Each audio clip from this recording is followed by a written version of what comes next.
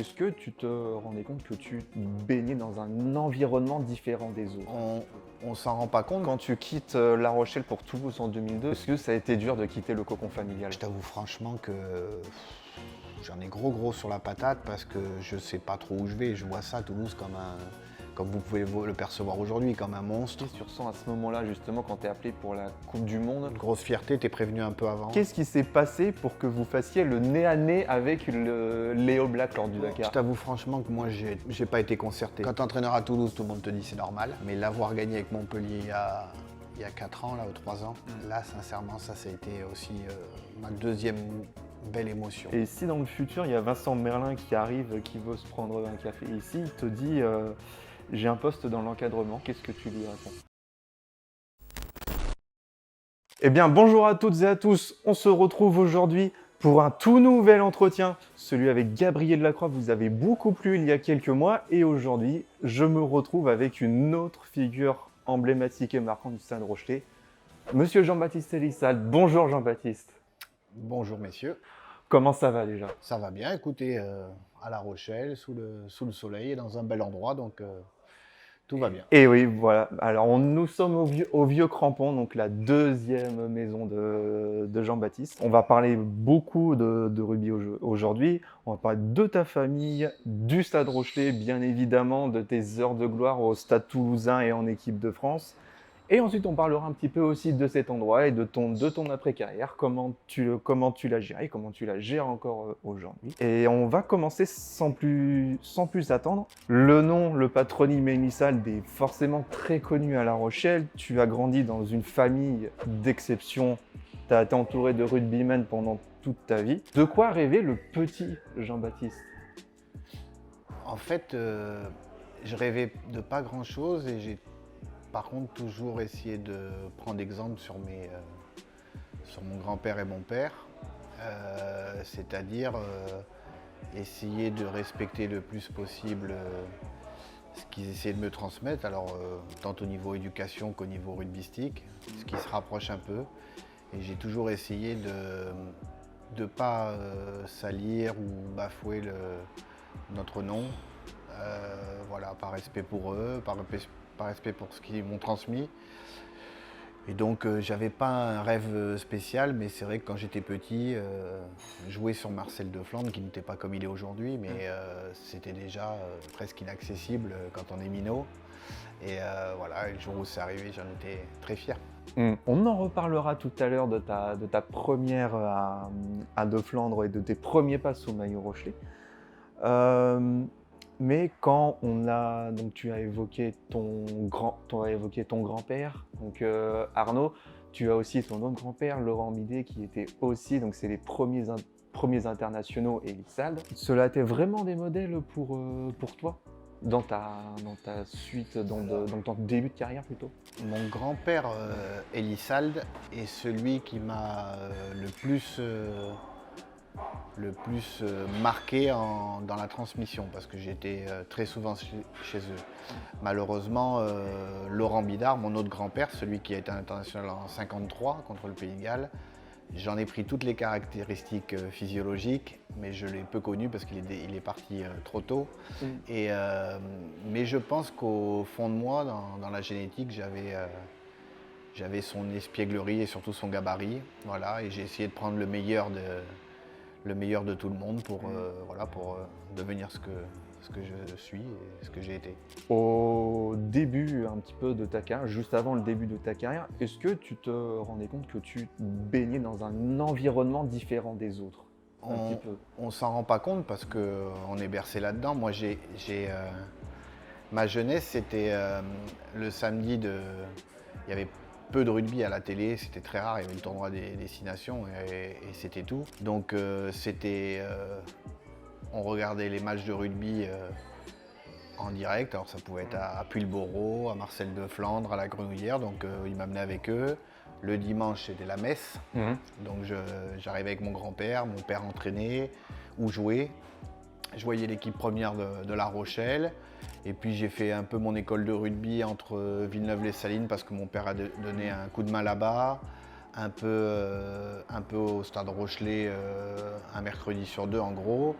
Et puis en étant pas très costaud et en ayant on va dire une puberté un peu tardive, et bien, je suis parti au football à Nieul-sur-Mer entre 14 et 16 ans, parce que je ne jouais pas trop en fait au rugby, j'étais vraiment rachitique. Mais ce qui m'a le plus manqué en fait, c'est mes copains quoi, et les voyages en bus, et les sandwichs au pâté de Monsieur Bas, notre éducateur emblématique qui s'appelait Christian Brachet, qui est disparu aussi, mais qu'on appelait Balou, que vous avez dû entendre parler, qui nous a aussi beaucoup marqué.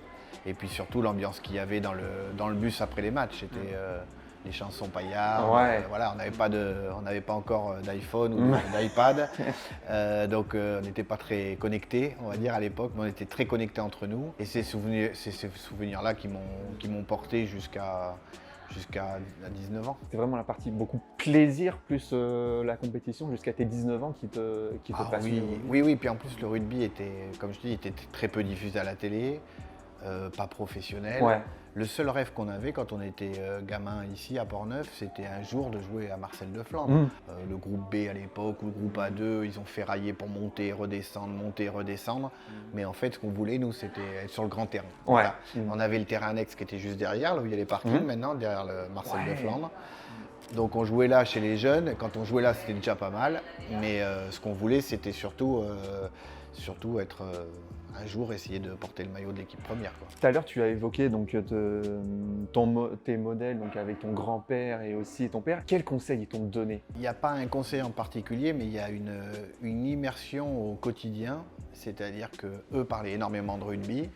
Et moi, je me revois tout petit à la table familiale. Donc il y avait mon oncle, ma mère, tout le monde était là le lundi midi à Saint-Sandre chez mon grand-père. Et eux refaisaient le match avec des pots de clémentine ou des rugby par le rugby. On n'avait pas de vidéo, donc on ne regardait pas. C'était le début des cassettes vidéo, donc de temps en temps, mon père en avait une, mais c'était 15 jours après le match d'avant. Enfin bon. Et donc c'était la messe en fait. On s'asseyait là, on n'a pas le droit de trop parler quand même. Poser une question con de temps en temps, ça avait ses limites. Et des petites leçons au fur et à mesure. Je me souviens de les entendre parler. Et je pense qu'inconsciemment, ça rentre. Et puis après, j'avais la leçon particulière dans le jardin où j'apprenais à faire la passe à gauche, la passe à droite, le pied droit, le pied gauche. Et je pense que cet entraînement, qui n'était pas un entraînement d'ailleurs, qui était un amusement pour un enfant, a fait que malgré le gabarit que j'avais, j'ai réussi à m'en sortir parce que j'avais déjà anticipé et intégré beaucoup de phases de jeu de rugby, de principes généraux et une technique individuelle qui me permettait de ne pas être ni embêté avec mes mains, ni embêté avec mes pieds. Donc, donc tout cela, ça t'a vraiment conditionné en fait, toute cette petite leçon privée entre guillemets. Alors conditionné, je sais pas, formaté certainement un petit peu, mais ce qui est certain, c'est que, je te dis, dans mon inconscient, j'apprenais tout ou presque sans le savoir. C'est-à-dire qu'on en parlera plus tard, mais le rugby, je l'ai vraiment appris proche de mon père et de mes grands-pères. Et après, ça a été que, par exemple, en arrivant à Toulouse, apprendre à gagner un peu plus, avoir cette notion de compétition. Jouer le maintien à La Rochelle, ça m'a donné beaucoup aussi de leçons entre guillemets, de savoir dans la gestion des matchs, etc. Mais les grands basiques du rugby, d'un point de vue, je te dis, technique et compréhension tactique, c'était surtout devant la télé, autour de la table et en écoutant, en parlant très peu, en posant très peu de questions, mais en écoutant ce dont ils parlaient. Voilà. Ouais. En 1995, le rugby devient professionnel. Tu ne joues pas encore en pro, si je ne dis pas de bêtises. Déjà, il n'y avait pas de pro. Oui, voilà, il n'y avait pas de pro, mais en fait, le plus naturellement du monde, parce qu'on n'était pas pro, on n'était ni semi-pro ni amateur. On vivait notre passion. On avait l'appartement à 4 maisons d'ici, rue des Frères Lumière. On allait à nos entraînements. On commençait à jouer un peu à l'entraînement avec l'équipe première. Mon père, Éloi, qui est mon associé, Éloi Pétorin, avait pris quelques jeunes avec lui pour participer aux entraînements. Et puis le fameux rugby professionnel, en fait, c'était quoi? Notre salle de muscu était à Lagore, chez Papy Favreau. Donc le matin, entre les cours ou entre midi et deux, moi j'avais une quadruple ration parce que je faisais 60 kilos à l'époque. Donc j'allais là-bas. Et puis on faisait une séance de physique en plus, je m'en souviens, au stade Bouffény avec un prof d'athlétisme. Et puis le soir, eh ben, on attendait ceux qui n'étaient pas professionnels, c'est-à-dire ceux qui travaillaient au Café Merlin, dans des entreprises à droite à gauche. Et tout le monde se retrouvait à 7h ou 7h30 pour l'entraînement et ça finissait à 22h et on rentre à la maison. Et donc ça s'est lissé sur 3-4 ans jusqu'à temps que La Rochelle aussi prenne un petit virage. Pas mal d'étrangers sont arrivés. Et là, on était un groupe à s'entraîner donc 2 fois par jour. Donc une fois le matin et une fois le soir en attendant les autres, plus la muscu. Et on était au début une quinzaine, je crois, sur un effectif de 30, 35, 40 joueurs. Donc on n'a pas trop senti le truc. Là où j'ai vraiment senti la différence, c'est en arrivant à Toulouse. Oui. Où ici, j'avais 2 ballons pour m'entraîner à taper. À Toulouse, j'avais un sac. Ici, chacun avait ses affaires d'entraînement perso. Il n'y avait pas de dotation ou quoi que ce soit à l'époque. Et là, arrivé à Toulouse, tu avais ton numéro, ton maillot d'entraînement pour chaque jour qui était nettoyé, lavé. Puis les infrastructures, c'est-à-dire qu'à Toulouse, entre le vestiaire et la salle de muscu, il y avait 10 mètres. Entre la salle de muscu et les kinés, il y avait 10 mètres. Il y avait déjà 3 kinés, alors que nous, à La Rochelle, il y en avait un. Il fallait prendre rendez-vous parce que lui aussi bossait dans son cabinet. Donc ça n'avait rien à voir. Voilà. Donc l'ère professionnelle, je l'ai plus connue vers 2001-2 à La Rochelle et puis 3, 4, 5 après à Toulouse. Ton premier entraîneur, maintenant, ça a été ton papa, Jean-Pierre Elissade. Qu'est-ce que ça a de particulier d'être entraîné par son père et dans son club de cœur surtout? Bah en fait, moi, ça m'a pas paru bizarre parce qu'en fait, il a toujours été mon éducateur, il m'a amené, voilà, toujours mon conseiller. Et en fait, je me souviens quand j'ai commencé à m'entraîner avec les pros, avec l'équipe 1, il a dit aux joueurs, en fait, je vais être aussi dur avec vous que je le serai avec Baptiste. Je vais vous aimer autant que lui, entre guillemets, et vous êtes, au lieu de que mon enfant soit parmi tous les joueurs, et ben vous êtes tous mes gosses. Et il n'a pas voulu faire ça devait être plus dur pour lui que pour moi, mais il n'a pas fait ni ce. Alors ça a été un peu dur aussi, parce que quand je suis rentré sur le terrain, j'avais envie de me montrer, et puis il y avait des gens en place. Jeff Boucher, qui a été l'un des meilleurs marqueurs du club, qui était le numéro 10, buteur, donc j'allais prendre sa place.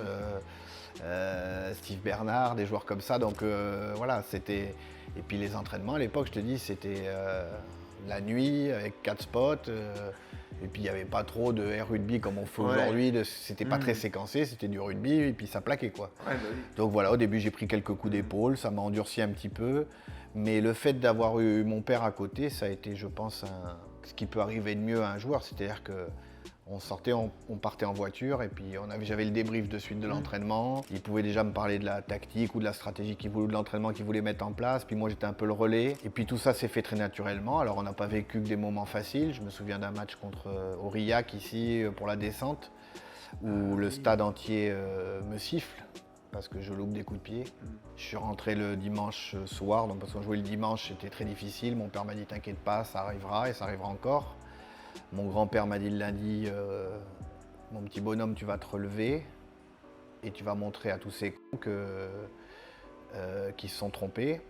Et en fait, il y avait eu un peu de 2-3 articles. Alors, c'est pas beaucoup dans le sud-ouest par rapport à aujourd'hui, il n'y avait pas tout ce qui est des réseaux sociaux, mais des 2-3 articles qui disaient que je jouais en gros parce que j'étais le fils d'eux.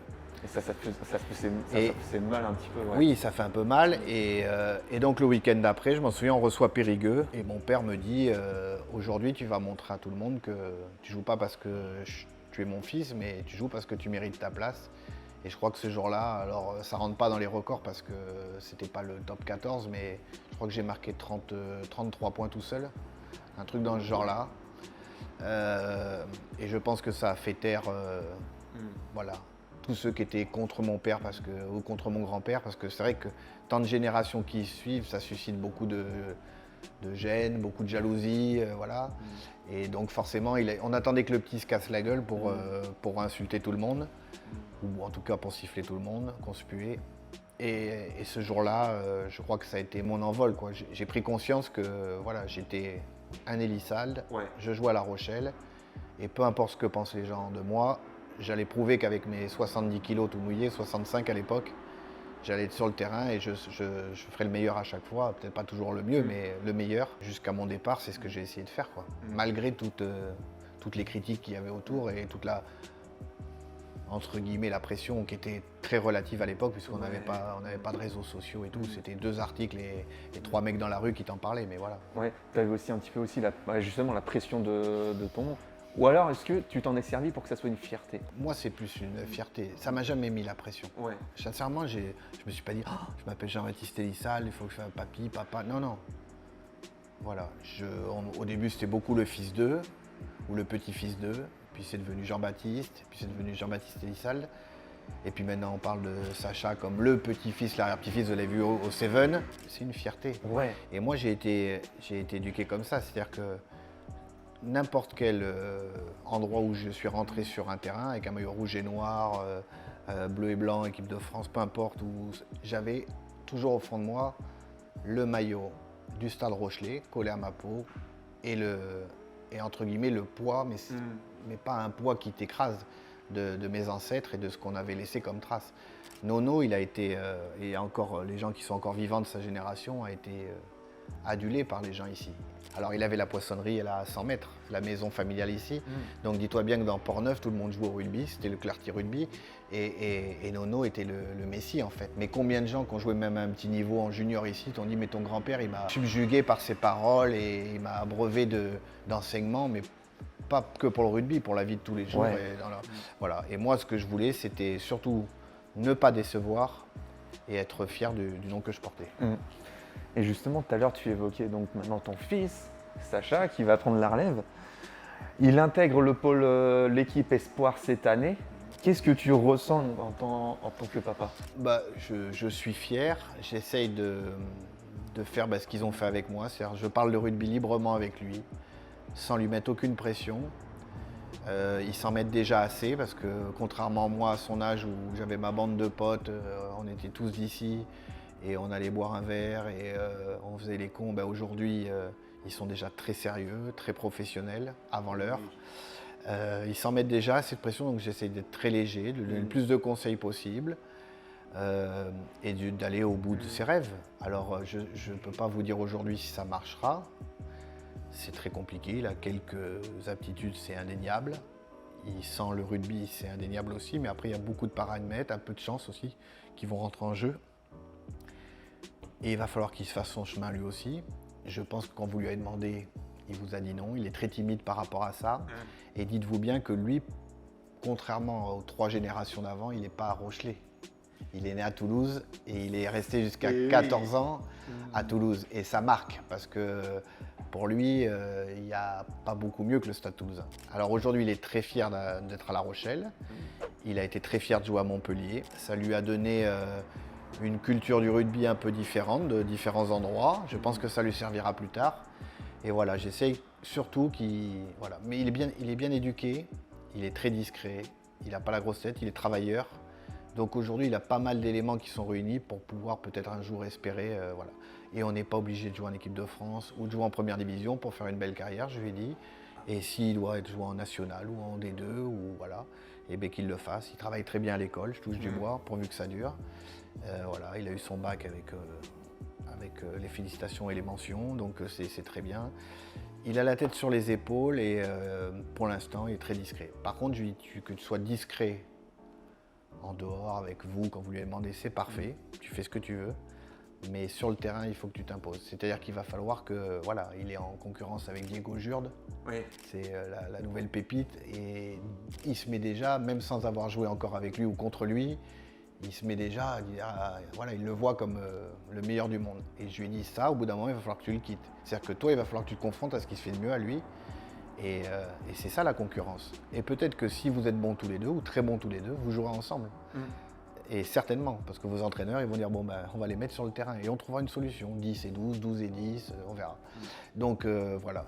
Mais aujourd'hui, il est bien dans sa vie. Le fait d'être venu à La Rochelle, une ville à taille humaine, à se balader en vélo, à être, nous on n'est pas loin, papy n'est pas loin, tout le monde n'est pas loin. Ça, c'est très rassurant pour moi, pour lui aussi certainement. Et voilà. Mais c'est vrai que je le regarde avec les yeux qui pétillent parce que je me revois sur la Grenouillère en train de m'entraîner, moi, et je le vois là au même endroit, avec ce nom-là. Alors, il y a du temps qui est passé, donc voilà.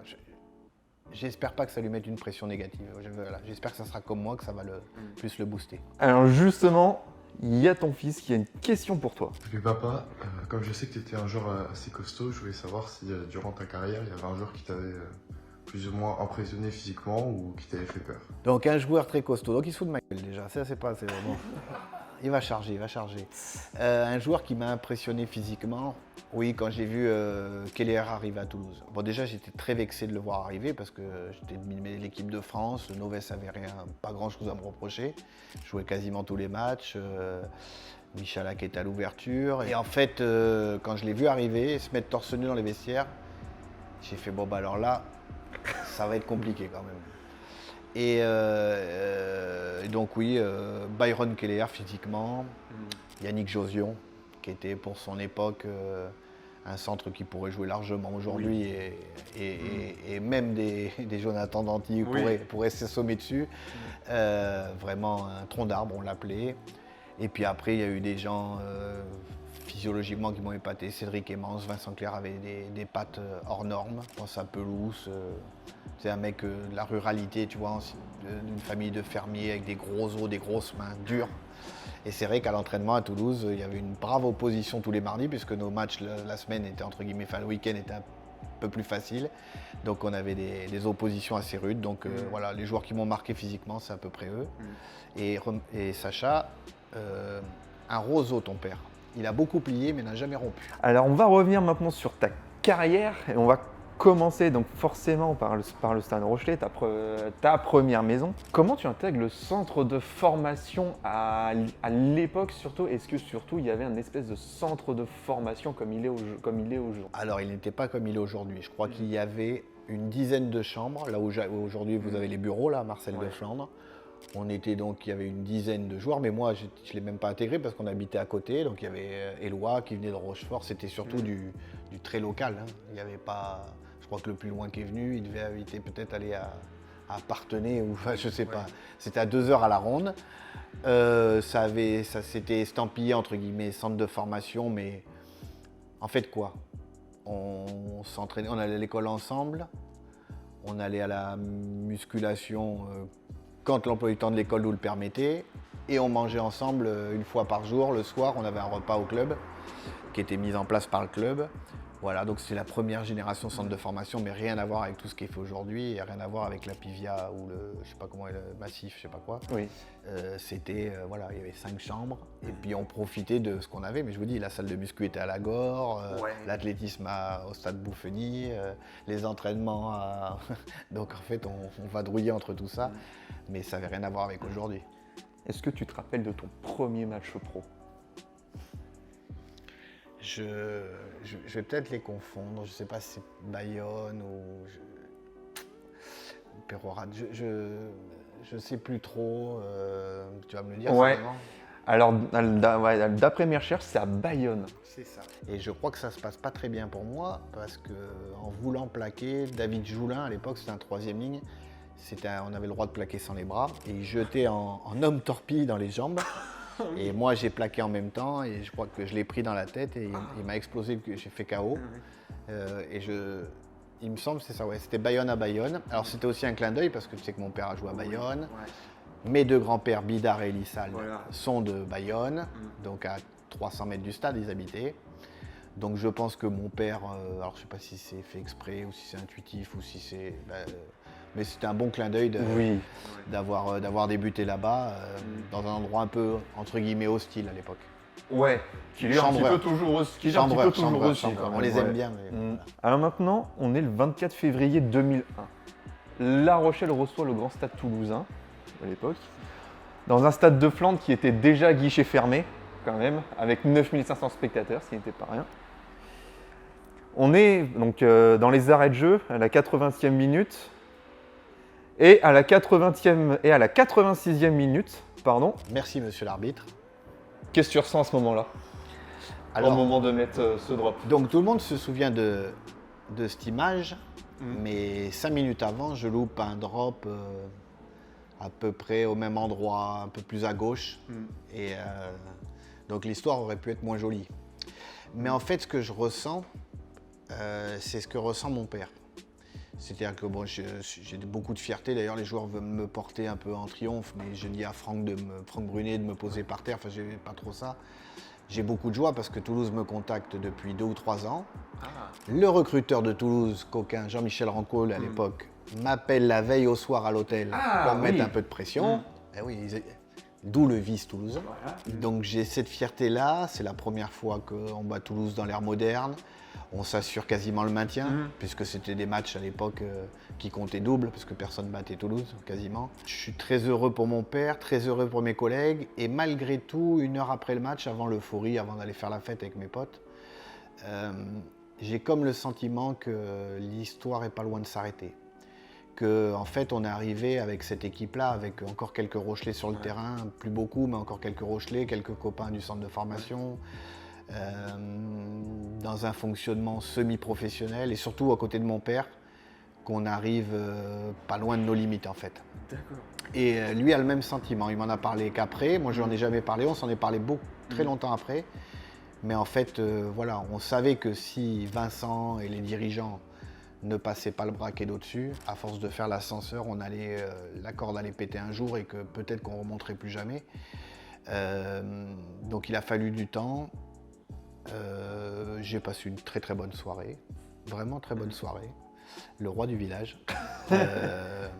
J'étais un peu, comment on peut dire, j'étais fier et un peu gêné en fait que cette partie, on marque des très beaux essais, que cette partie soit juste centrée sur ce geste-là. C'est vrai qu'un peu de gênance comme on dit aujourd'hui, tu vois. Oui. Voilà. Et je pense que ça fait partie aussi de mon éducation. Voilà, mais oui, ça reste un bon moment. Et puis surtout, le petit texto que j'avais envoyé après au recruteur du stade. Merci pour votre appel d'hier soir. Désolé pour la fin du match. Peut-être à bientôt, je m'en souviens encore. Voilà. Et mon père m'a dit, t'es pas encore prêt. Je pense qu'il avait encore besoin de moi 1 année pour assurer le coup. Et l'année d'après, je suis parti. Ouais, donc un petit peu le forcing. Oui. Ouais. Puis au bout d'un moment, il fallait voir autre chose. Et puis je pense qu'on arrivait à la fin d'un cycle avec ces générations et surtout avec mon père. Est-ce que justement, donc, quand tu quittes La Rochelle pour Toulouse en 2002, est-ce que ça a été dur de quitter le cocon familial? Très dur. Je me souviens, je crois mes copains organisent une petite journée chez le fils de Vincent Merlingue, chez Nicolas, dans la maison de Vincent certainement d'ailleurs, dans l'île de Ré. Et je me souviens avec Anne-Laure, ma femme, prendre le pont et partir pour Toulouse. Et là, je t'avoue franchement que j'en ai gros sur la patate parce que je ne sais pas trop où je vais. Je vois ça, Toulouse, comme vous pouvez le percevoir aujourd'hui, comme un monstre. Je sais pas, le Real de Madrid ou le Barça, tu te dis, bon, je ne sais pas où je vais. Et en arrivant là-bas, quand tu arrives dans le vestiaire, c'est très difficile de t'y faire ta place. Les mecs ont beaucoup gagné ensemble, tu prends forcément la place de quelqu'un qui a été aimé. Et je me souviens que mes 3 premiers mois, notamment les 4-5 premières oppositions, ils se souviennent du drop. Et comme ils perdent pas beaucoup et qu'ils n'aiment pas ça, ils me le font un peu payer. Garbajosa me casse la dent sur un coup d'épaule à retardement. Des gens qui sont devenus copains avec moi après, mais les premiers mois, et je me souviens être rentré et me dire ça va pas le faire quoi. En fait, ils sont en avance sur tout le monde parce qu'ils ont une hargne de la gang quoi. Ouais. Alors on y reviendra peut-être après, mais j'ai pas appris le rugby là-bas. J'ai appris à gagner et à regagner, et même quand tu as gagné, c'est pas fini parce qu'il faut regagner la saison d'après. Et si tu le fais pas, tu as un peu la risée du truc quoi. Et ce sentiment de compétition qu'on avait dans les entraînements entre nous, là-bas, je le ressentais pas ici. Ici, mon père essayait de nous manager, on avait très peu d'effectifs, il fallait surtout pas blesser les joueurs, et là-bas, c'était la guerre nucléaire. Moi, l'équipe Espoir contre qui on s'entraînait, il y avait Mermoz, Médard, et j'en passe plein. Et sincèrement, quand le mardi après-midi, je m'en souviens, c'était beaucoup plus dur que le samedi quasiment. Et donc voilà, donc pour revenir à ta question, quand je parle de La Rochelle, je suis quasiment, je suis au fond du seau parce que je quitte ma famille, mes amis, et puis 3 heures de route. Alors ça peut paraître rien aujourd'hui, mais à l'époque, j'avais l'impression de partir à l'autre bout du monde.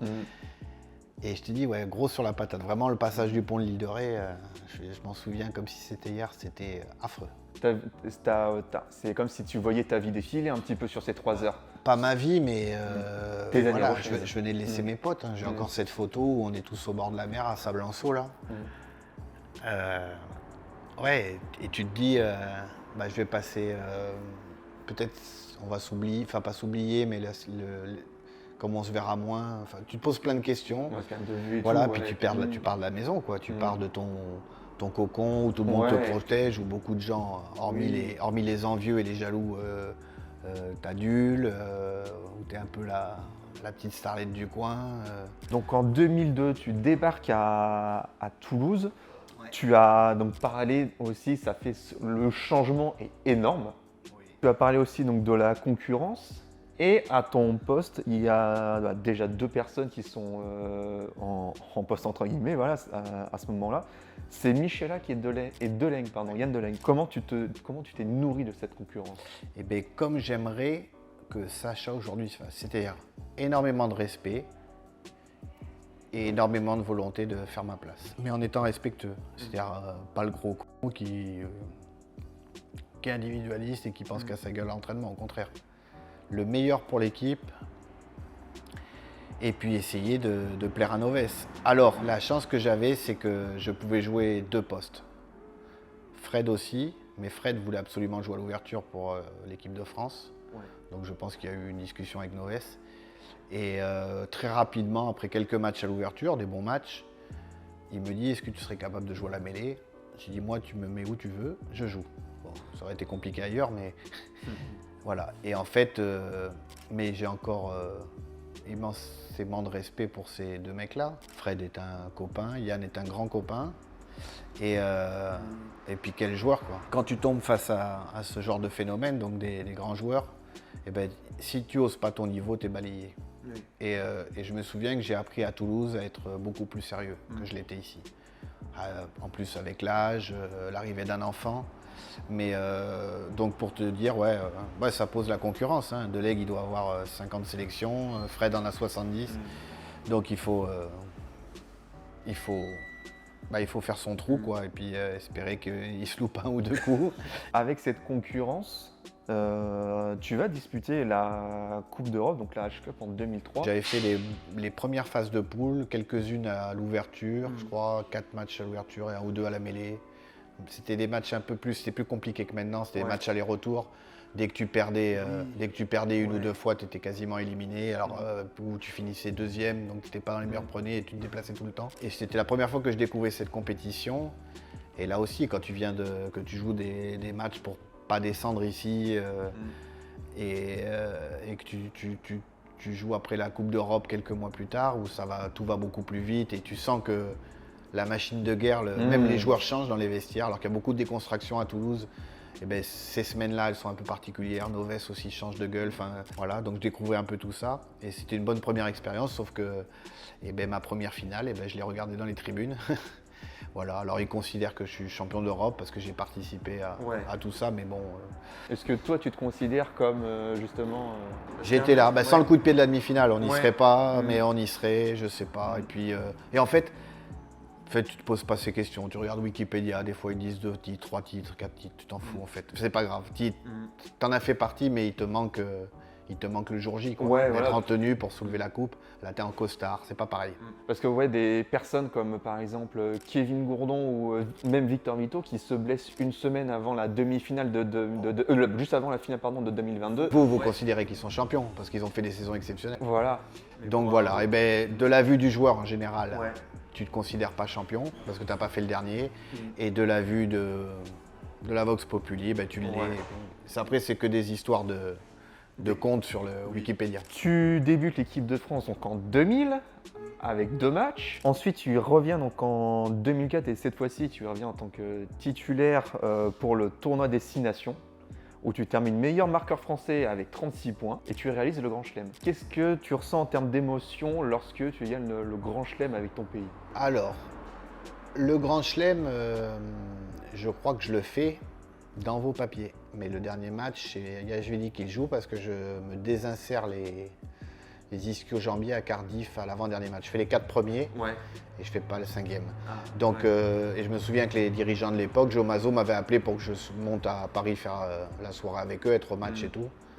Et j'étais trop triste. Donc en fait, là c'est pareil, c'est un trophée de plus, mais pas comme tu aurais aimé le vivre. Tu es blessé, tu es chez toi, tu as les béquilles, c'est pas facile. Mais l'équipe de France, le plus d'émotions, c'est à Cardiff, parce que c'est là où mon grand-père Bidard a eu sa première et unique sélection, en 53. Donc moi, ça doit être en 2000. Première sélection 2000, Oui, mais après moi, c'est 2004. 2004, ouais. Donc c'est presque 51 ans après, au même endroit. Et là, j'avoue que j'ai pensé fort à lui. Non, c'est une fierté. On m'a beaucoup parlé des 3 générations d'internationaux. Ça arrive très peu, c'est vrai. Ça n'a pas changé non plus le cours de ma vie. C'est toujours une consécration quand tu arrives au plus haut niveau, l'équipe de France. Et après, la malchance que j'ai eue, c'est que, un peu comme aujourd'hui, ceux qui sont en concurrence avec Antoine, c'est que l'ennemi mêlé à l'époque, Yachvili, Mignoni et moi, et je pense qu'on est à entre 30 et 40 sélections chacun. Ça voudrait dire que s'il y en avait eu qu'un, il en aurait eu 120, mais et encore au début, en 2000, c'est Galtier, meilleur joueur du monde. Et du coup, là, tu portes les bagages parce qu'il n'y a pas de coaching à l'époque. Donc, je te dis, j'ai passé un paquet de sélections. Donc, tu n'as pas de cap en fait. Tu es là, mais tu rentres jamais sur le terrain. Il n'y a pas de coaching. Lui jouait tous les matchs à fond. Et la seule fois où je rentre, justement, c'est à l'ouverture en plus, en 2000. Là. Je suis allé là-bas parce que j'ai remplacé, je crois que c'est Dourte qui se blesse. Et par le jeu des chaises musicales, il fallait un demi-ouverture remplaçant capable de jouer à la mêlée. Donc voilà, tu es très fier, tu gardes le maillot, ça fait plaisir devant les copains. Mais quand tu rentres à Toulouse, ils le sont tous, donc bon, tu fermes ta gueule et puis tu rentres dans les rangs. Voilà, tu es même un peu bizuté, ça se fait plus aujourd'hui, mais tu l'es un peu à l'époque là-bas. Et voilà, la vie suit son cours, mais mes meilleures années en équipe de France, c'est peut-être un peu plus tard, quand je prends un peu de prestance et que je commence à jouer, notamment que je gagne ma sélection pour la Coupe du Monde en 2007, alors que Yachvili fait vraiment des bons matchs, ils sont très forts avec Biarritz à l'époque. Qu'est-ce que tu ressens à ce moment-là, justement, quand tu es appelé pour la Coupe du Monde, là, où ça se déroule une partie en France, etc. Ouais, c'était en France. Bon, là, une grosse fierté, t'es prévenu un peu avant. Je me souviens qu'on a vu un coup de téléphone, donc bien sûr, faut pas le dire aux médias. Quand on te pose la question, tu sais pas, mais tu le sais. J'avais fait vraiment un gros effort physique. J'avais été assez sérieux. On avait des résultats corrects avec Toulouse, mais je t'ai dit, Mignoni et moi, on est choisis, mais si tu prends Yachvili, il n'y a pas photo à la place d'un de nous deux non plus. Vraiment, c'est dans un mouchoir de poche. Donc Yachvili avait fait 2003, moi j'ai fait 2007. Voilà, et puis celle d'après, je me souviens qu'en 2009, je dis à Lièvremont que je vais entraîner Toulouse. Tu savais tu savais que c'était dans un coin de ta tête déjà. Noves m'en avait parlé, et je me souviens qu'au tournoi 2009, à quelques mois de la Coupe du Monde, j'ai été le voir, je lui ai dit, écoute, ne me mets pas dans les plans parce que j'ai pris ma décision, je serai entraîneur l'année prochaine et j'arrête ma carrière. Voilà, donc 2010, je ne l'ai pas eu, je l'ai vu à la télé. Voilà, donc non, c'est bien d'y participer une fois, notamment sur ton pays, mais bon, il y a un petit goût d'inachevé parce qu'après avoir battu les Blacks, c'est pas qu'on avait la VAR royale, mais bon, normalement, on ne peut pas perdre contre l'Angleterre, sauf qu'en face, il y a Wilkinson. Et quand tu restes à 6-6 trop longtemps, il te tue. Alors justement, en parlant de ce fameux match contre la Nouvelle-Zélande, donc en quart de finale à Cardiff, on a vu la photo qui est juste là. Qu'est-ce qui s'est passé pour que vous fassiez le nez à nez avec les All Blacks lors du Dakar? Alors là, comment ça s'est décidé? Je t'avoue franchement que moi j'ai pas été concerté. C'est les leaders Pelouse, Ibanez, des mecs comme ça, Betsen, qu'on dit il faut faire un truc. Ils nous l'ont présenté aux joueurs. Moi j'ai regardé, je crois qu'il y avait Fred à côté de moi, je dis pourquoi les énerver un peu plus quoi. Là à l'époque vraiment c'était la Dream Team. Ouais. Sincèrement, c'est un miracle de les battre. Si on joue encore 100 fois ce match, on va le perdre 99 fois. Et en fait il y a ce moment où les mecs disent on va se mettre en bleu, blanc, rouge et on va s'avancer juste à côté d'eux. Ouais. Je dis oh putain, alors là on les énerve les types, on va en prendre. Bon je trouvais pas que c'était une bonne idée, mais à la fois c'est très français. Et en fait, je vis ce moment-là en pensant au mien, c'est-à-dire en pensant donc à mes grands-pères, à mes parents, à mes enfants, à ma femme. Et j'essaye de pas trop les regarder. D'ailleurs, on voit sur la photo, je suis en train de regarder le ciel. Voilà. J'essaie de me sortir de ce moment-là, parce que moi, je me dis, le plus dur, ça va être après. Là, c'est de la rigolade, hein, c'est du spectacle, mais après, ça va pas manquer. Les 20 premières minutes, je me suis dit, on va en prendre 40. Et en fait, bon, on a eu beaucoup de chance. Jean-Baptiste, une légende indique qu'en 2007, lors du quart de finale de la Coupe du Monde de rugby, tu te serais accroché avec Soho Yalo, le troisième ligne des All Blacks, et que tu lui aurais fait peur. Peux-tu nous expliquer cette altercation? Oui, bon, m'accrocher avec. En fait, moi, je me suis accroché à lui, ouais. Lui, il a eu l'impression d'avoir un moustique sur son épaule.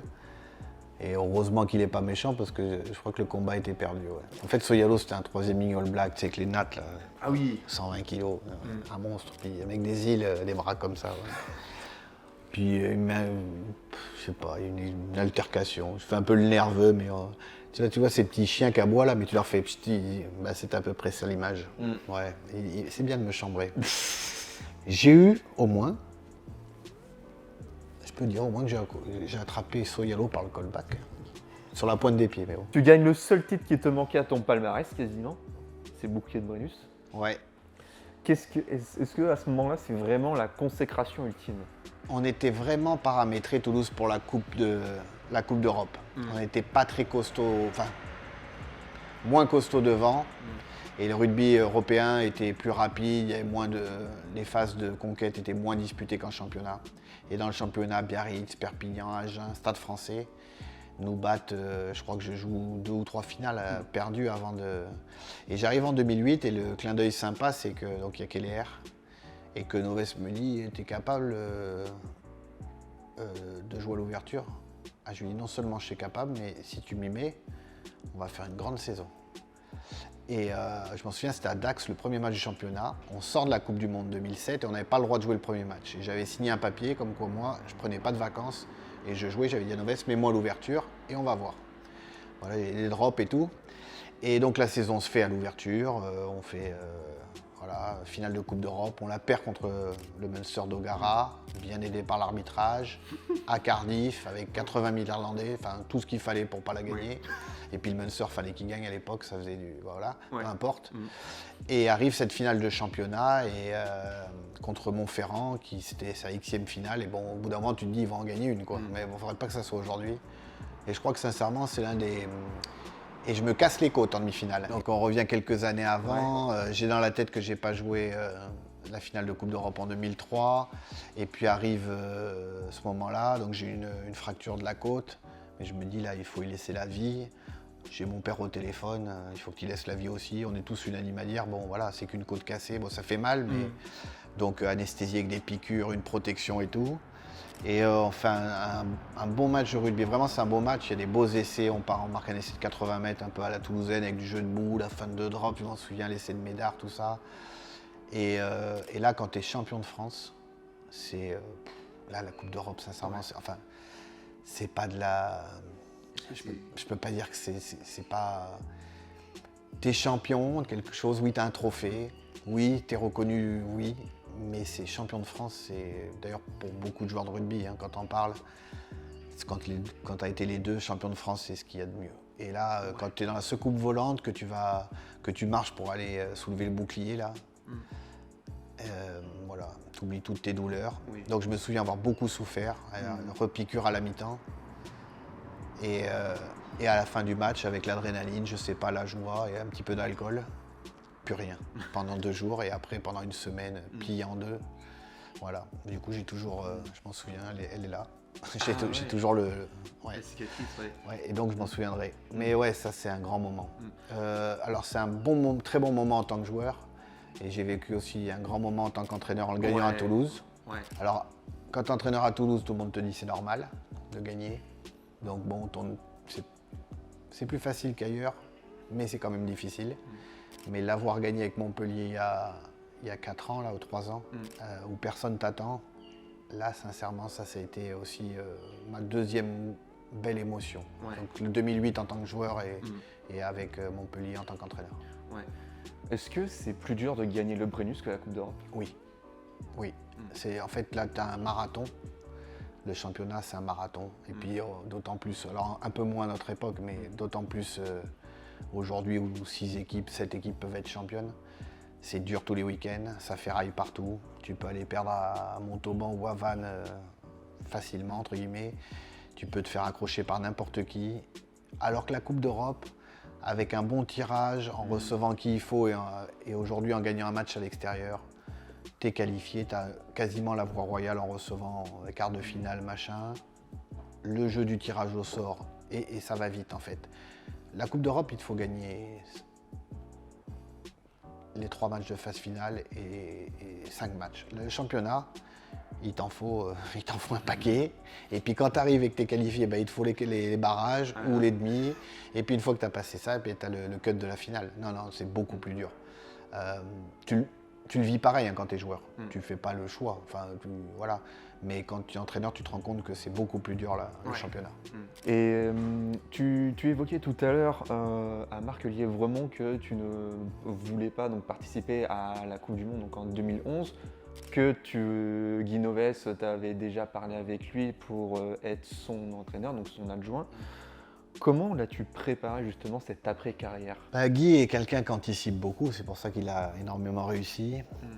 Il a du pif, il a quelque chose que d'autres managers n'ont pas pour être resté aussi longtemps et avoir autant gagné. Et en novembre, t'imagines, en novembre 2000, donc un an avant, 2009, j'imagine, puisque c'est le tournoi 2010, ouais c'est ça. En novembre 2009, il me dit, voilà, Yannick Bru venait de passer entraîneur, on était potes, et il me dit, j'aimerais que tu sois entraîneur avec, voilà. Je lui dis, écoute, oui, laisse-moi le temps. Non, il me dit, t'as à peu près 2 semaines pour réfléchir, j'ai besoin de savoir. J'appelle mon père, qu'est-ce que t'en penses?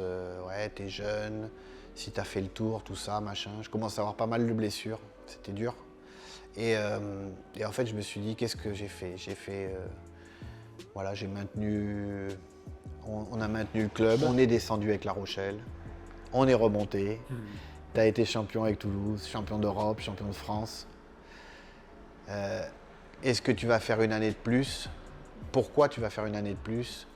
Et qu'est-ce qu'il y a après? Qu'est-ce que tu as envie? Et puis j'avais ce gène de l'entraînement, comme mes grands-parents, comme mon père. Et je me suis dit, tout simplement, allez, c'est le moment. Peut-être que cette occasion ne passera pas. J'ai pris ma décision. Je suis monté au tournoi 2010. Voilà, c'était l'arrivée de Morgane Parra, je crois, le truc de ce genre-là. J'ai mal au mollet, je sens qu'il va péter. Et je dis Marc Lièvremont, je parle avec lui. J'en ai un peu gros sur la patate, je lui dis venir et je lui dis je pense que c'est fini et je vais entraîner Toulouse l'année prochaine, donc arrêtons là maintenant. Voilà, c'était avant l'Écosse, je crois. Et voilà. Et l'entraînement d'après, je me déchire le mollet. Donc je pense qu'en fait, c'était les mots par les mots MAUX par les mots MOTS. Et je pense que c'est ça en fait. Dans ma tête, j'avais déconnecté et je savais que je passais après. Et pour tout te dire, mais la finale de Coupe d'Europe 2010, je suis encore joueur, je suis remplaçant, Novès m'appelle, voilà, tu avais le droit au coaching, comme ils font tous, la 50e, il me dit tu vas rentrer. Et je lui dis si j'étais entraîneur, je ne me ferais pas rentrer. Il me fait quoi? Je lui dis si j'étais entraîneur, je ne me ferais pas rentrer. Kellyher était en place, David Skrela mettait les poings aux pieds. Et j'ai pris plaisir les 20 dernières minutes à vivre le titre de champion sans rentrer et en basculant dans l'après. Alors c'est dur de passer entraîneur avec tes copains. Voilà. Je me souviens que ça a été dur avec Cédric et Mans, on était très proches, on joue au golf ensemble. Nos femmes sont très amies, etc. Et puis il faut prendre des décisions, il ne faut pas les faire jouer, il faut les faire jouer. Au début c'est un peu difficile. Et puis tu es à Toulouse, si tu perds, tu vas pas faire long feu. T'as la pression le lundi matin. Voilà. Et puis en fait, ça suit son cours, ça se passe bien. Et puis je devais l'avoir en moi. Donc sincèrement, les 3 premières années avec Toulouse sont couronnées de succès. Ou les 2 premières années avec Yannick. Après Yannick s'en va, c'est un peu plus dur. Et puis Guy décide de partir. Et là, on sent qu'il n'y a plus de recrutement, Bon, voilà, il est déjà parti en équipe de France malheureusement et que tout le monde se repose un petit peu parce que Guy met une telle pression à tout le monde que ben là, quand tout le monde sent qu'il va partir, et ben c'est là, entre guillemets, la fête du slip. Hein. Et là, je sens le vent tourner, Hugo Mola arrive, et puis là, plus ça va, plus on descend, le recrutement est de moins en moins bon, et je me dis, mais on court à la catastrophe. Et un jour, on se prend la tête avec Hugo sur un sujet peu importe. Et là, je me dis, il est temps que je m'en aille. J'ai un peu précipité comme un petit suicide. Enfin, tu vois, je savais qu'en disant les mots que j'allais dire à Hugo, qu'il n'allait pas le supporter, que de toute façon, il cherchait, entre guillemets, un bouc émissaire Dans l'encadrement voilà, et tout pour mettre sa patte. Quoi, voilà, en fait. parce qu'on n'avait plus les résultats d'avant. Donc, je me suis dit, allez. Et là, le caractère de Nono, certainement, et de Jean-Pierre refont surface. Et je suis très dur avec lui, je sais que je ne vais pas passer le cut, quoi. Mais voilà, mais c'est une grande chance parce que du coup, je suis appelé pour faire le pompier en équipe de France pendant 1 an et demi en attendant Galtier. J'apprends énormément, du haut niveau, du très haut niveau. J'écris dans mon coin un projet et arrive Montpellier pour aider Xavier Garbajosa au début, puis Xavier se fait virer au bout de... Puis il y a un Covid, enfin c'est très, très nébuleux. T'arrives un peu et là, on reprend le 5 janvier, on est 13e du top 14. Oui. Et en 3 mois ou 4 mois, on est champion d'Europe, on se maintient et l'année d'après, on gagne le titre. Mais comme ce club n'est pas comme les autres, et vraiment à l'opposé de La Rochelle ou de Toulouse, et que c'est très instable, et bien après, il y a... Voilà, C'était vraiment compliqué, il y a une décompression, on ne fait pas un bon début de saison.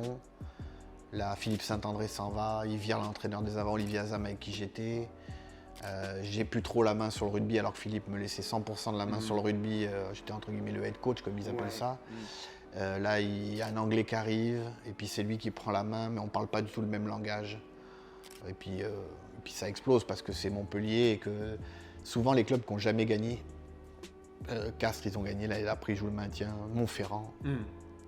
Ils gagnent l'année d'après, Stade Français champion, l'année d'après c'est difficile. Même avec La Rochelle, il y a eu 2 ans quand même, mais voilà, c'est très dur d'assimiler voilà. Et ça je ne l'avais pas anticipé. Je l'avais au fond de moi, je savais, je prévenais les gens à Montpellier que attention, mais en fait c'est humain. Les joueurs ont fait la fête beaucoup trop longtemps, la saison a repris beaucoup trop tard pour nous, on n'était pas prêts physiologiquement et là une fois que tu es champion, tu rejoues derrière les 7, 8, 9e place, je crois qu'on finit 10e, je crois, en lâchant les 2 derniers matchs. Bon. Voilà, et ça se finit comme ça, mais gagner avec Montpellier, waouh, je croyais pas. Ouais, c'est inattendu, quoi. Ah oui, c'est... Parce que ils ont fait 2 finales, je crois, en mettant des moyens colossaux, en recrutant des mecs, des Sud-Africains. Et puis là, tu sors, t'es 13e, tu gagnes la petite Coupe d'Europe. Alors ça nous met un coup de boost. Et après, on fait 2-3 bonnes pioches. Garbici, Mercer, Doumerou. Et à un moment, on gagne 1 fois, 2 fois, 3 fois, 4 fois, 5 fois à La Rochelle, 6 fois, 7 fois. Et on monte jusqu'à 11. Et là, tu te dis, ben, c'est l'année ou jamais, quoi. Et là, il faut raconter une histoire aux joueurs. Même si toi, tu n'es pas convaincu que tu vas l'être, il faut faire croire aux joueurs qu'on va l'être. Et moi, toute la semaine, je leur dis, les gars, cette semaine, 3 mois avant, hein, on s'entraîne pour être champion, on va être champion. Mais tu crois pas quand même. Tu rentres chez toi, tu t'en parles à ta femme, tu dis, bon, je leur ai menti un petit peu. Gagner avec Toulouse, c'est normal pour tout le monde. Donc, 2 titres d'entraîneur avec Toulouse, mais bon, personne ne s'en souvient. Ouais, c'est normal, quoi, comme tous les Toulousains. Mais gagner avec Montpellier, et puis du coup, tu es le premier entraîneur estampillé toulousain à gagner ailleurs. Tous les autres se sont cassés la gueule. Et ça, c'est c'est ma petite fierté personnelle, c'est pour ça que j'en parle. Et en parlant d'entraîneur, Guy Novès, il représente quoi à tes yeux pour avoir travaillé avec lui pendant plus de 20 ans et tout? C'est un grand manager. L'entraîneur, jamais il a été sur le terrain à faire les exercices ou nous dire comment se placer. Mais il a une connaissance des hommes et moi, par exemple, il savait que j'étais un garçon de défi. T'es trop petit, on m'a dit ici, tu n'y arriveras jamais. Ah bon? Je suis arrivé à Toulouse, il y a trop de concurrence, tu seras toujours le 3e choix. Ah bon? Et Novès l'a compris et à chaque fois qu'il dit, ah tiens, j'ai recruté Keller avec le sourire, il m'a dit. Et je sais pas si tu vas jouer. Tiens, tu joues contre ton père qui entraînait Bayonne. quand il me dit tu vas faire gagner ton club ou ton père?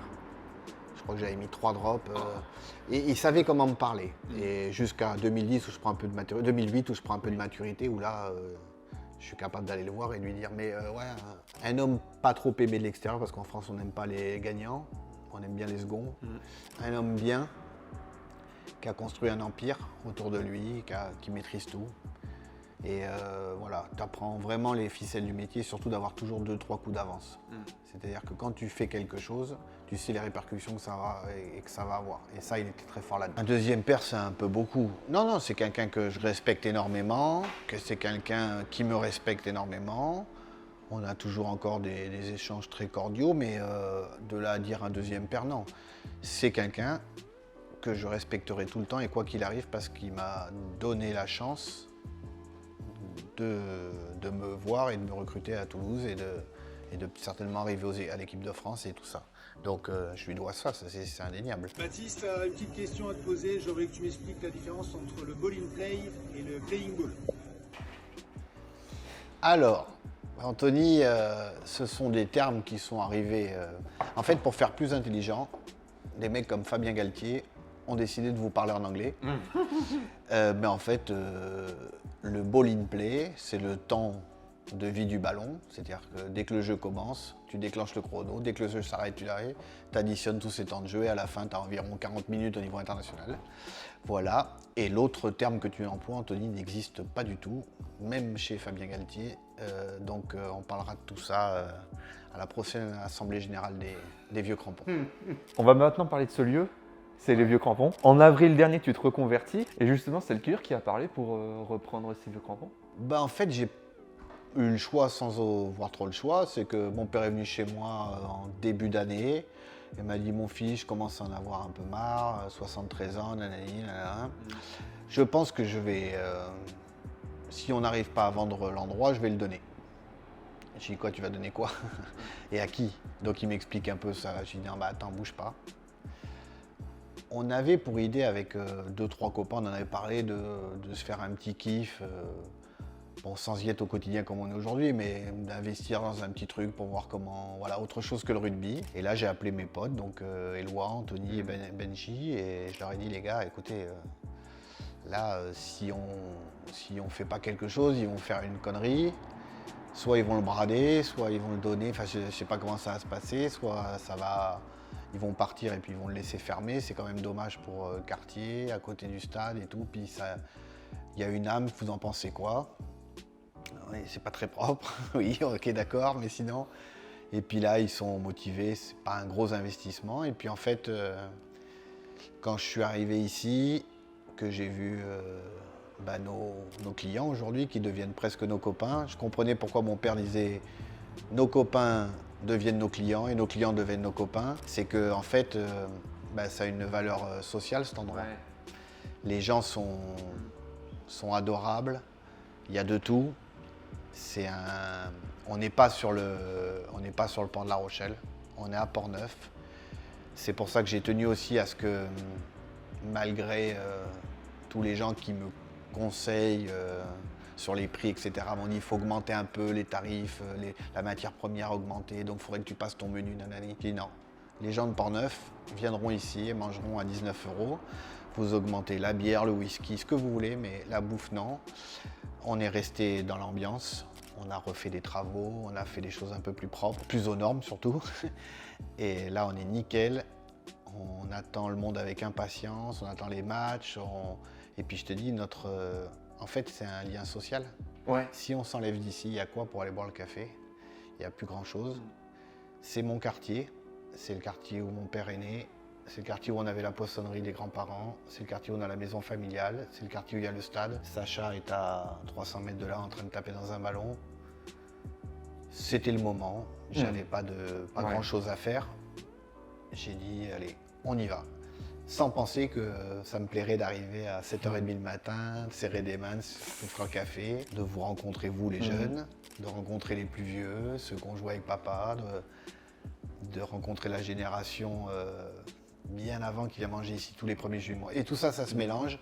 Et en fait, c'est un lieu pour moi, c'est un lieu exceptionnel qu'on voit dans pas beaucoup d'endroits en fait. Bon, mon fils, question pour un champion. Ne retrouves-tu pas dans le fait de tenir un bistrot de quartier, c'est pas rien de péjoratif, au contraire, c'est très riche, ce que tu as connu dans le rugby quand tu étais très jeune, c'est-à-dire cette espèce de mixité sociale où on avait des bons, des très bons, des très moyens, Et des très mauvais. moyens, des très vieux, des très jeunes, et on se mélangeait tous et on pratiquait le même rugby. Et moi, personnellement, puisque je te donne un peu de ma réponse, j'ai trouvé dans l'animation de mon bar, de notre bar, ce genre de situation où je te dis, tout le monde avait sa place et tout le monde avait besoin l'un de l'autre. Je t'embrasse, à bientôt. Ouais, c'est ça, ouais. Alors, tu vois, c'est... il y a un peu d'émotion parce que quand il parle de ça, je vois à quoi il fait référence. C'est-à-dire que aujourd'hui, mes amis, même si je suis très copain avec les joueurs de Toulouse ou les joueurs de l'équipe de France, ou voilà, où on a vécu des grandes choses, mes vrais amis, c'est ceux qui sont à côté de moi là. C'est Azo, c'est mes copains de junior, c'est Guillaume, et c'est ceux avant le centre de formation, là, tu vois. Et à ce moment-là, eh ben moi je faisais 57 kilos, personne ne me faisait jouer. Azo mettait des coups de poing et machin, l'autre était trop gros, l'autre était pas beau, l'autre était machin, l'autre avait... Il y avait des blacks, il y avait des arabes, il y avait des corses, il y avait des machins. On se posait pas de questions, on faisait la fête ensemble, c'était léger. Et c'est vrai qu'il a pas tort que quand tu fais un arrêt sur image, vers 11h30, que vous êtes là, qu'il y a la table de Nono avec l'apéro, avec le rosé là, et les gens du quartier, qu'il y a les anciens joueurs, mais il y a le chef d'entreprise, et à côté tu vois le mec, les petits jeunes qui viennent de monter leur boîte, qui nous refont le truc derrière, et ben tu te dis, c'est un peu l'équipe qu'on avait ouais, quand on était minot, quoi. Il y a de tout le monde, il y en a pour tout le monde, et tout le monde est le bienvenu. Les gens, tout à l'heure on m'a dit, ah on est de Pau, vous allez peut-être pas nous servir un verre, en rigolant. Ben si, regarde les ballons. Je pense que c'est le bar de tous les rugby. Alors bien sûr, on est Rochelais, on est proche du stade Rochelais, mais que ce soit les supporters de Montferrand ou ceux de Pulboro en passant par Étré ou au fin fond de la France, je pense que les gens doivent se sentir à l'aise ici, sans pression du paraître, sans pression de qui est à côté, et tu peux mélanger l'ouvrier et le patron d'entreprise sans aucun problème. Et si on arrive à faire ça avec des prix défiant toute concurrence et en mangeant bien et en créant la bonne ambiance, il n'y a pas de raison que ça ne soit pas un super lieu. Et ça va le rester, ça le deviendra. Même si le Stade Rochelais fut une belle brasserie, il y aura toujours un moment de partage ici avec tous. Salut Baptiste, écoute, je voulais savoir moi si tu maîtrisais mieux la Chistera ou maintenant la caisse des vieux crampons, voilà. La Chistera. La caisse, c'est compliqué. J'arrive pas à faire les notes partagées, là. La note de Muriel Robin, je sais pas si vous avez vu le sketch. Alors moi j'ai pris qu'un café, moi j'en ai pris 2, moi j'ai pas pris d'entrée, moi j'ai... Oh là là là là là. Alors du coup il y a une touche pour le... Mais alors je fais tout au crayon, à la main, donc je maîtrise mieux. Je maîtrise mieux encore la Chistera que la caisse. Ouais. C'est quoi les ambitions des vieux crampons cette saison avec le renouvellement? Que les gens passent un bon moment. Que les gens passent un très très bon moment. Que les gens veuillent revenir passer un bon moment. Et qu'accessoirement, que nous, on prenne du plaisir à continuer ce qu'on fait là, c'est-à-dire, voilà, on veut pas augmenter les prix, on veut rester là, même si je sais que le comptable n'est pas content, c'est pas mon problème. Je veux que on soit le restaurant sympathique, sans grande prétention, le bar où on prend plaisir à venir voir un match de rugby, boire un coca ou une bière, discuter. Et si on arrive à ça, que les employés sont contents, et bien peut-être employer quelqu'un d'autre si on fonctionne bien. Voilà, donner du boulot à quelqu'un, ça serait aussi. Bon, là, ça va être vraiment les 2 dernières questions. Quel regard tu portes sur le jeu actuel de La Rochelle? Vous êtes chiants les mecs.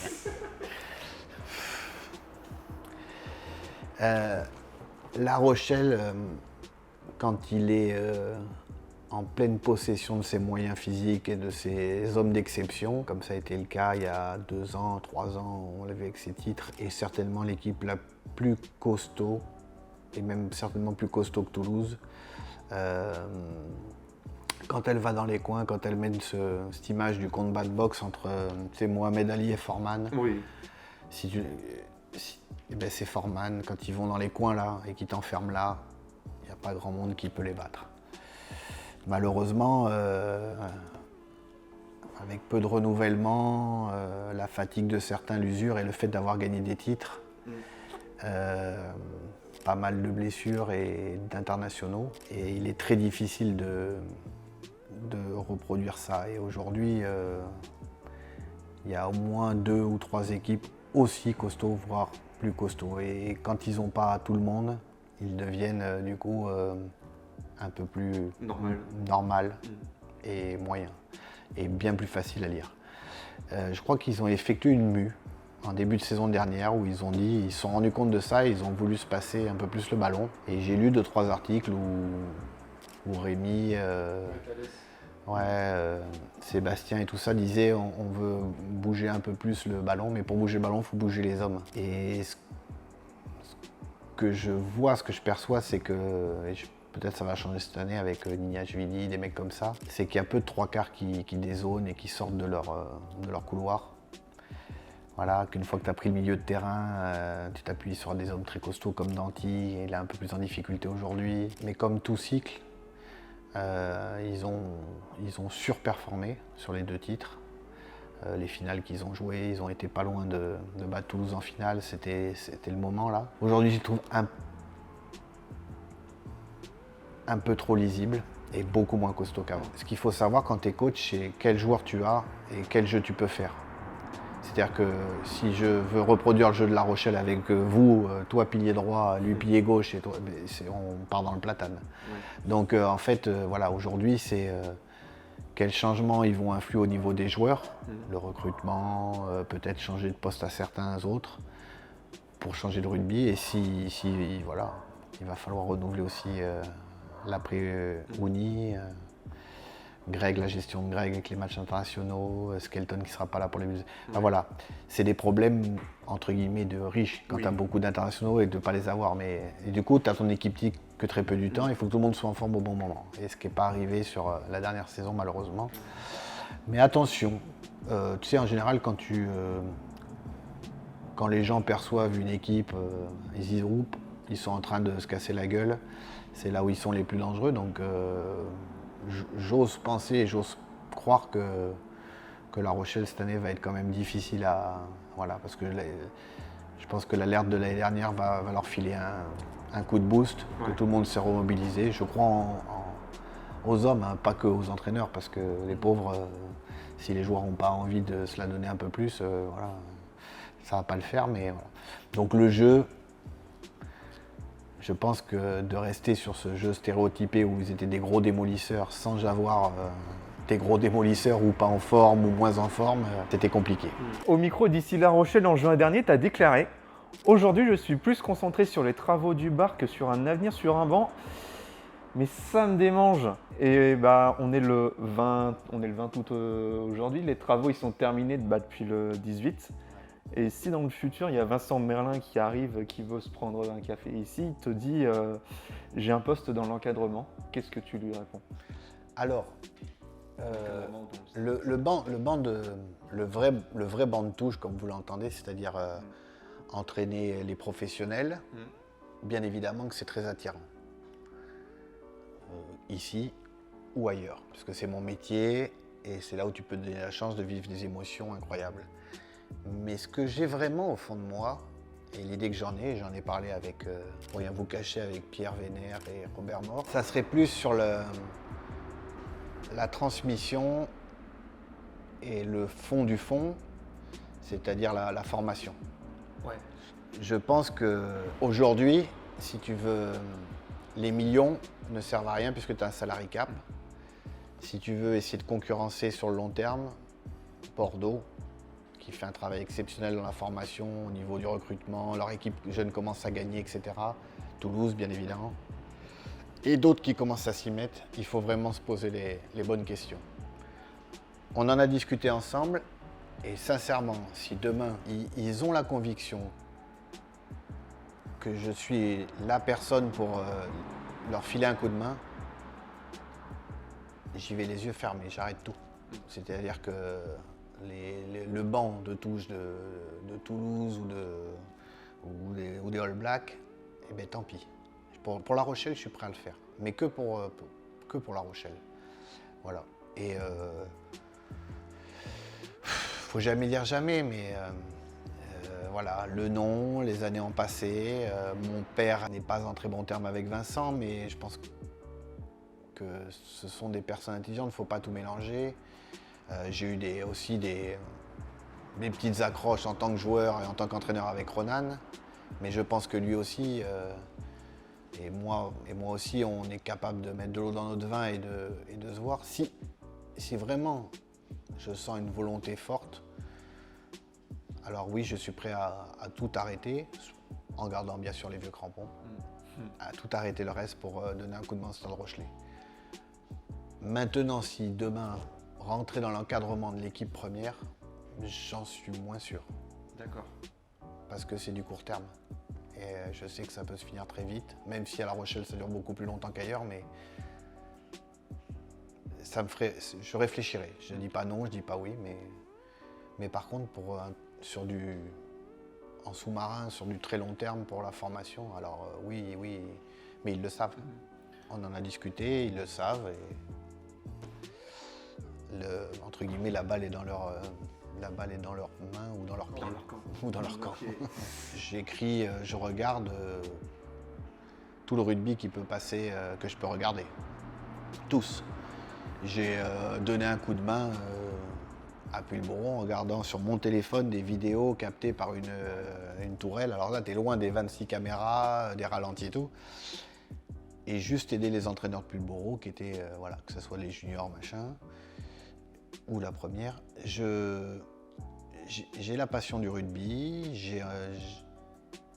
je suis prêt encore à donner, je ne suis pas prêt à partir n'importe où, et à n'importe quel prix, entre guillemets, juste pour gagner de l'argent. Je sais que si je me remets sur un banc de touche dans le très haut niveau, c'est pour me donner une chance de gagner, encore une fois. Donc il n'y a pas beaucoup d'endroits.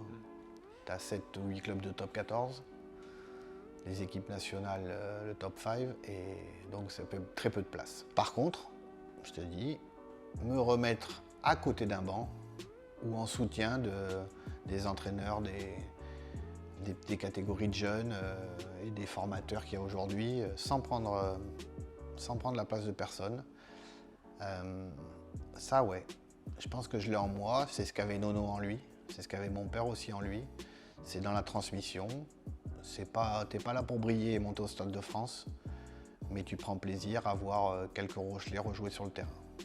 Et je pense que c'est fondamental. Moi, je suis plus, je vois les entraînements des jeunes parce que je vais voir Sacha et j'ai vu les entraînements d'Olivier Guillet, les entraînements des Crabos, des à la Mercerie, de tout ça, d'un œil très éloigné. Et bien sûr que je me pose des questions et j'ai des idées. Voilà. Mais je te dis, encore une fois, on en a parlé.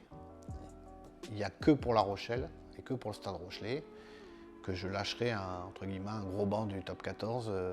Voilà. Et même pour 10 fois ou 4 fois ou 5 fois ou moins d'argent. C'est pas une question d'argent. C'est surtout la passion qui te parle. Ouais, c'est parce que c'est mon club, Ouais, voilà.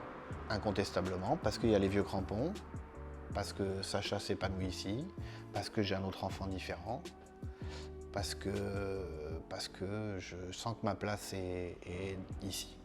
Voilà. Et je te dis ça, et demain, j'ai le téléphone qui sonne et le Racing ou Lyon ou je sais pas, Toulouse, peu importe, t'appelle et ça te fait réfléchir. Mais c'est, voilà. Pour l'instant, c'est pas le cas. Le peu d'opportunités que j'ai eues, je les ai refusées parce que j'avais envie d'être ici avec mes copains et de souffler pendant un peu. Là, ça fait entre guillemets 1 an et demi que je souffle, presque 2 ans, 1 an et demi. Peut-être que l'année prochaine, il sera temps de repartir sur quelque chose d'autre, mais voilà. On ne sait pas de quoi demain sera fait. Je te dis, voilà, on s'est parlé. Ils savent que je suis prêt pour une mission à eux de la définir et Et après, on verra. Quand tu parlais l'autre jour, est-ce que tu disais tout à l'heure, est-ce que tu veux rendre fier ou machin? Ouais. Je pense que si Nono était encore là, il serait très heureux que je reparte voir les plus jeunes et donner la chance aux petits gros, aux grands vélos, aux petits noirs, aux machins, etc., etc., etc. Tous ces gens différents doivent pouvoir se retrouver, progresser, et après le cut arrive. Les bons restent, les moins bons vont ailleurs. Ça, c'est la vie du sport de haut niveau, mais je pense qu'il y a un truc à creuser pour être... voilà. En plus, j'ai vu l'école toulousaine, comme ils disent. Alors, beaucoup de recrutement. C'est très attractif quand à Toulouse, c'est plus facile. Mais il y a quand même une méthode, un bouillonnement d'idées, d'échanges entre les staffs. Puis tu sens qu'il y a cet esprit de gang, de compétition. Voilà. Je ne sais pas comment c'est ici, mais j'aimerais tellement... j'aimerais tellement revoir quelques Rochelais sortis d'ici, là, ou de pas loin. Voilà, donc c'est un peu vague, Ouais. mais ouais, ça serait... de toute façon, ouais, il va falloir y retourner, hein. Malheureusement, ou heureusement, je sais pas. Bah écoutez, merci de nous avoir suivis. Un grand merci à Jean-Baptiste surtout de cette Après 6 heures d'interview, c'est bien. Ouais, c'est ça, ouais, c'est énorme. 1h45. Ouais. Je débauche, hein, c'est pas Bah surtout, merci de Naz de nous avoir accordé de ton temps aussi surtout. Merci à vous les mecs. Et puis bah on vous laisse. Et puis à bientôt sur la page de Fièvre SR.